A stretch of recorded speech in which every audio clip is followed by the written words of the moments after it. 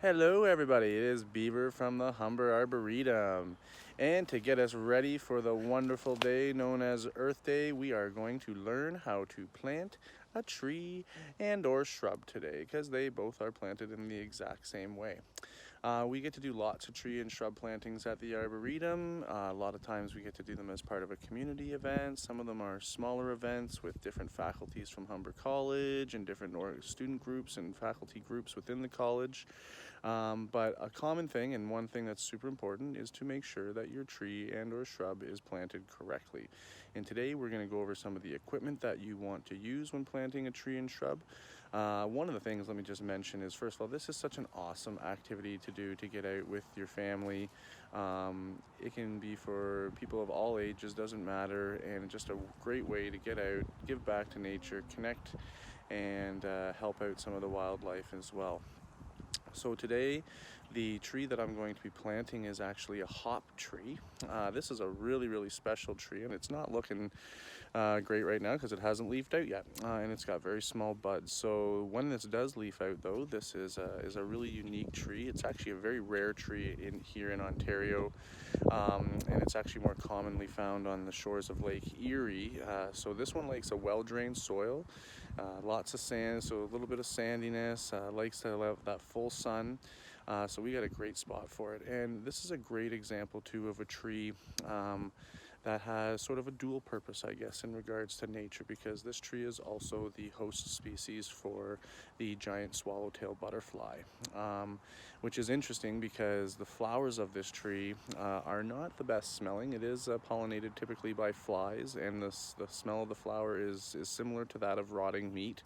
So an odd choice for a butterfly when we think of how, sweet smelling and yummy smelling flowers, but nonetheless, that is what it is. But another cool thing is that the hops, or the seeds from this tree, once its seed has formed, have actually been used as a replacement for hops in beer. So I'm very curious. I would like to see how that process is used and how similar they are, but really neat. We'll just take a quick look at some of the important things to have when you are planting a tree. Of course, obviously I don't need to say it, a shovel. You can plant trees with smaller shovels, but it can be pretty tough if you're working with a garden trowel or anything like that. So I would say always have a larger spade available, just makes it a little bit easier. And do remember, certain maintenance is required for shovels, so it is never a bad idea to sharpen a shovel. Obviously, this is something that an adult would do, or maybe an adult would supervise you doing, depending on your age. But make sure your shovel is sharp. Helps the process go a lot smoother.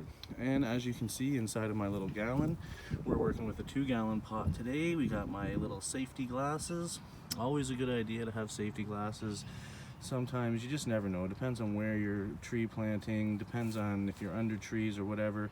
But sometimes you're pulling the pot off the bottom of the plants, of the roots, and you get soil. It's just a good thing to wear. Then I have some of my nice little work gloves. Any work gloves will do. And I don't typically have a bag of mulch, but this was left over, so I have a little bag of mulch here, and mulch is an important part of planting process. Helps keep maintenance down and just keeps retaining moisture around the roots, and I'll talk a little bit about that later when we put the mulch in place. So these are all the key components of a tree planting, and we have them all, so we are about to get ready to plant. But before we do so, I wanted to just talk to you about a couple of rules when we're looking at the size of the hole that we dig. As you can see and mentioned before, we have a 2-gallon pot here. Believe it or not, we actually want to make a hole that is about 2 times the width of that pot.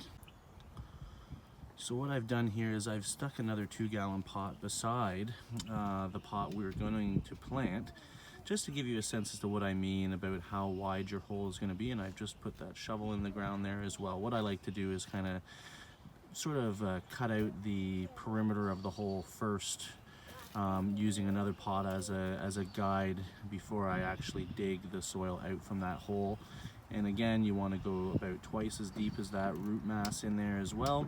So just really dig a nice deep hole. The idea behind this is really just to get some loose soil around the roots that are in the pot right now. When they start moving outward, when you've planted the tree, they're not the strongest roots, and these feeder roots, the first ones that start stretching out from the shrub or the tree, they like to go into nice loose soil just to help them get a little bit of a better hold where they are. So when you're putting that tree in the ground, having lots of nice loose soil around it really helps those feeder roots when they're starting to develop after the tree's been planted. So nice and wide, nice and deep.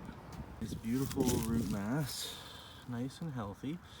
You can see the roots are sort of bound together, and when this gets really bad, this is a typical issue with nursery stock, and this is just basically known as root bind, but you can kind of just give it a little slice with a knife or something. Some people feel the need, some people don't. I just kind of break it apart a little bit with my hands before I put it into the ground. Alright, so a little update on the hole here. As you can see, I've got my rough cutout there. Just made the complete cutout around the circle, and now I'm just going to peel back the top layer of turf, put that over to one side and keep separate, and then I'm going to dig the soil out of the actual hole. Okay, so here's Avery. He's just taking a piece of turf here, just knocking off some of the soil on the bottom. And he's going to put it over with our other turf pieces. Alright, so we got the big giant hole dug. We've tested it. Hunter is able to sit directly inside the hole. Look at that, dropping the bucket right in there. Okay, take that out there, buddy, now. And if you guys could just grab that tree out of that black bucket there, Avery and Hunter, pull it right out. Should come right out. Avery, you pull it out. Hunter, you hold the bucket.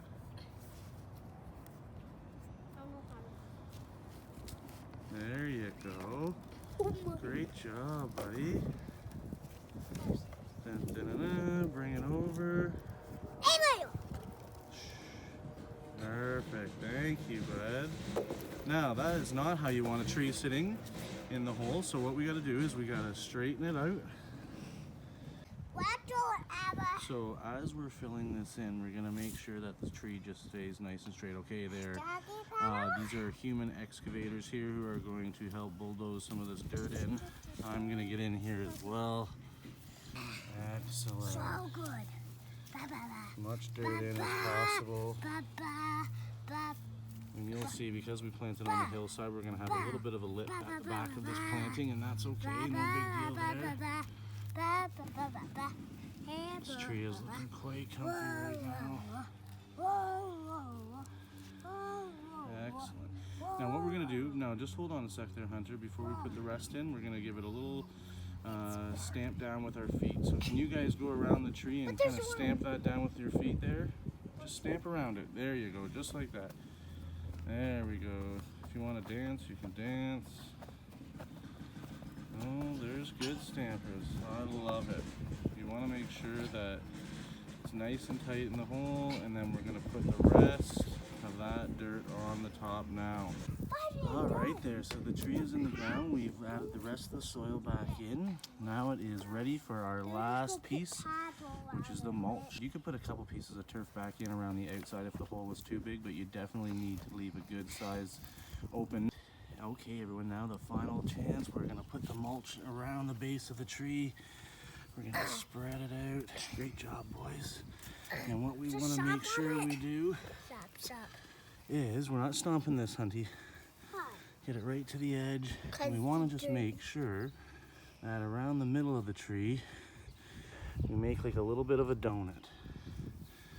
And then, oh my God, that was so good. That way the water can go into there, and it keeps the rest of the root mass shaded. Sorry about the shaky camera there, but you can see a little donut around the inside and a nice ring of mulch around the outside. We're going to add a little bit more and show you the final piece.